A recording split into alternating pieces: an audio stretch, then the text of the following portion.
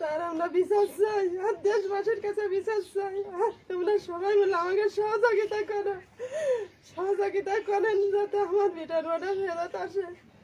আমার মেয়ে দুটো বাচ্চা নিয়ে আমি কেমন করে বাসায় দিয়ে চলে গেলে আমাকে কেমন করে থাকবো, আমি কেমন করে রাখবো, সবসময় মা মা করে আমি আর সহ্য করতে পারি না। আপনাকে অনুরোধ আমার বেটার বড় ফেরত দেন। আর যে ছেলেটা এমন করেছে এরম যেন কোনো ছেলে যেন এরম নির্যাতিত না হয়। আর কেউ ভুল করেও আপনারা এমন কাজ করবেন। একটা স্বামী ফেলাইতে আর একটা ছেলের সাথে ছেলে যায়, কত বড় দুটো মেয়ে ফেলাইতে চলে গেছে।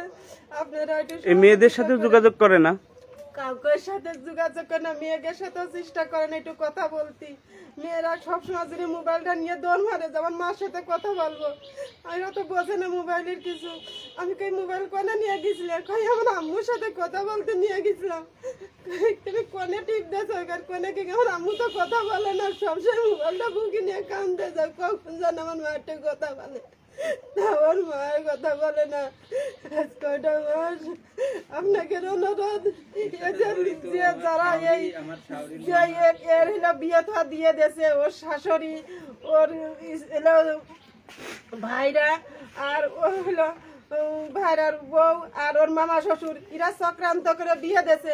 ইগার বিচার চাই, অতি তাড়াতাড়ি ইগার বিচার চাই। ইনার যদি সহযোগিতা না করতো এরা এই মেয়ে কখনো বিয়ে করতে পারতো না, কখনো বিয়ে করতে পারতো না। ইগার বিচার চাই, আমি ইগার বিচার চাই। আপনি কি সকলের নাম জানেন? আপনার স্ত্রীর নাম বলেন। আমার স্ত্রীর নাম নার্গিস বেগম, আর আমার ভাইরার নাম হচ্ছিল বাকি, আর আমার বড় ভাইরার স্ত্রীর নাম হচ্ছিল তাদের বাড়ি কোথায়? তাদের বাড়ি হলো খুকসা সিমলে তবাজার বাড়ি। আপনার শাশুড়ির নাম কি? আমার শাশুড়ির নাম হচ্ছে বুলবুলি। আপনার শ্বশুর? আমার শ্বশুর নাই, শ্বশুরের নাম আমি জানি। শ্বশুরের নাম হচ্ছে নূর ইসলাম, মৃত নূর ইসলাম, জীবিতই আছে, আর সংসার করে না। আর হচ্ছিল আমার মামা শ্বশুরের নাম হলো হাফিজুল রহমান, খুকসা কুমারখালী। আর খুকসা হচ্ছে আমার হচ্ছিল ভাইরা বাড়ি। তারাই ষড়যন্ত্র করে এই কাজটা করাইছে।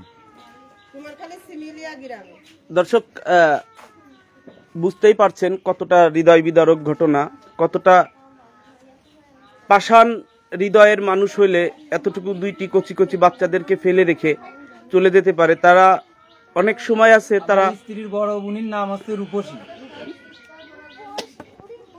মোবাইল নিয়ে চলে যান মায়ের সঙ্গে কথা বলার জন্য, হয়তো ভাবেন যে দাদির ফোনের টাকা ফুরিয়ে। এই দুইটা বাচ্চা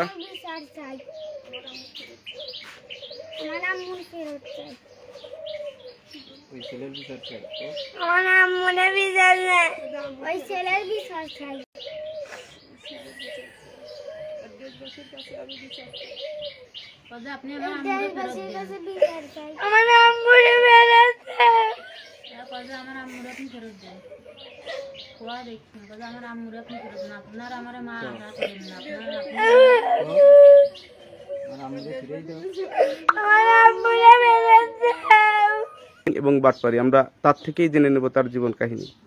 আসসালামু আলাইকুম। দীর্ঘ 12 বছর ধরে আমি নার্গিস বেগমের সাথে সংসার করতেছিলাম। এক পর্যায়ে আমার স্ত্রী বিদেশ যায় বছরখানেক আগে। 9 মাস তার সাথে আমার যোগাযোগ ছিল, সে টাকা পয়সাও দিত। হঠাৎ করে 3 মাস আমার বউর সাথে কোনো যোগাযোগ নেই। আমি তার পরিবারে জানাই এই বিষয়টা, তারা কোনো গুরুত্ব দেয় না। তারা বলে কি যে তার ফোন নষ্ট হয়ে গেছে, সে ভয়েসে কথা বলে। তখনও আমি বারবার তাদের কাছে আবেদন করি যে আপনারা একটু চেষ্টা করেন সে কি বলে। তারা বলে কি ঈদের পরে যা বলার বলবে না, তারা আমার কাছে কিছু বলে না। আমি বহুত চেষ্টা করে কোনো খোঁজ খবর নিতে পারি নাই। হঠাৎ করে ঈদের পরে আমার মেয়েদের নিয়ে আমি তাদেরকে না জানিয়ে তাদের বাসায় যে উঠি, আমার বড় দুলো ভাইদের বাসায় যে উঠি, এলাকার লোকজন বলে তোমার বউরে শ্বশুর ওই শাওরি আর হচ্ছে আমার ভাইরা আর হচ্ছে আমার ভাইরার বউ তাকে অন্য জায়গায় একটা ছেলের সাথে বিয়ে দিয়ে দিয়েছে। এখন আমি বিয়ের বিষয়ে যখন জানাজানি হয়ে গেছে তখন আমাকে বলছে আমার বড় আপা যে হচ্ছে হলো তোমার ডিভোর্স পেপার পাঠাইতেছে, তুমি কি ডিভোর্স পেপার পাও না? আমি তো ডিভোর্স পেপার পাই নাই। তা আমি যে ছেলে, ওই ছেলের আমার চক্রান্ত করে এরমের একটা সংসার ভেঙে দিয়েছে, আমার দুটো মেয়ে নিয়ে আমি খুব অসহায়, আমি এগার শাস্তি চাই। জানো আমার মতো এরামের দুঃখী আর কোনো পরিবার না হয়, এরামের যে হচ্ছে হলো নির্যাতিত আমরা হচ্ছি, এরম যেন কোনো পরিবার না হয়। আমরা এই ছেলের বিচার চাই। আর আমাকে হবিগঞ্জ থেকে ডিভোর্স দিয়েছে। আমি ওইখানকার মানুষজনের বলিব যে আমারে সাহায্য করবেন যাতে আমার স্ত্রীটাকে আমরা আবার ফিরে পাই, সন্তানরা যেন তার মাকে ফিরে পাই। দেশবাসীর কাছে জানাই যে আমার স্ত্রীর যেন ফিরে পাই। আইনের মাধ্যমেও যদি হয় আমার স্ত্রীকে ফিরে দেওয়ার, আমারে আপনারা সাহায্য করুন। আপনাদের কাছে আকুল আবেদন, আমার স্ত্রীরা ফেরত চাই, সন্তানরা তার মারে ফেরত চাই। আমার ধারণা যে ওই ছেলে কোনো চক্রে আমার স্ত্রীকে ফাঁসাই দিয়েছে। আমার স্ত্রীর সাথে আমাদের সম্পর্ক খুব ভালো ছিল, হঠাৎ করে আমার স্ত্রী এমন হয়ে গেল কেমন করে। আমরা অসহায় পড়েছি, আমরা ওই ছেলের বিচার চাই, আমরা ওই ছেলের বিচার চাই। আমার মেয়ে দুটো নিয়ে আমি খুব ভেঙে পড়েছি। আপনার স্ত্রী এবং সেই লোকের কোনো ছবি আছে আপনার কাছে? আমার কাছে ছবি আছে, আমার স্ত্রীর ছবিও আছে, ওই ছেলের ছবিও আছে।